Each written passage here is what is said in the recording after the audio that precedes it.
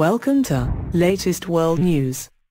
The Indian Army has attacked rebel camps inside Myanmar, days after at least 20 of its soldiers were killed in an ambush on a troop convoy in northeast India, a minister has said. Rajavardhan Singh Rathore said the troops had destroyed 2 rebel camps in Myanmar and returned safely. Senior Army officer Ranbir Singh said the operation inflicted significant casualties on the Indian rebels. Last week's ambush occurred near the border with Myanmar in Manipur state. The Indian Army had launched a massive search involving hundreds of soldiers and helicopters to track down the rebels, who were reported to have crossed the porous border into Myanmar, also known as Burma, from Manipur's Chandel district after the ambush. Authorities in Manipur have struggled for years with an insurgency involving several militant groups.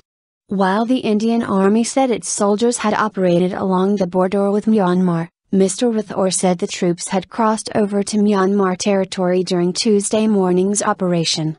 It was a much-needed decision that was taken by the Prime Minister. This decision was extremely bold in nature. And it involved our special forces crossing the border and going deep into another country, Mr. Rathore, who is the junior information minister, told the Indian Express newspaper.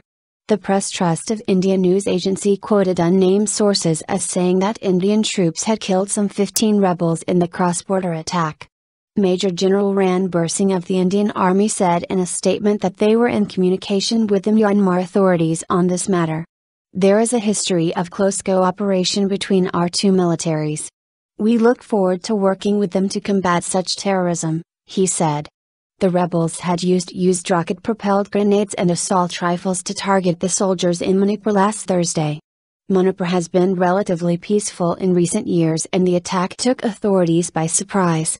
Along with other northeast Indian states, Manipur is poorly developed and has long complained of neglect by the federal government, fueling unrest, correspondents say.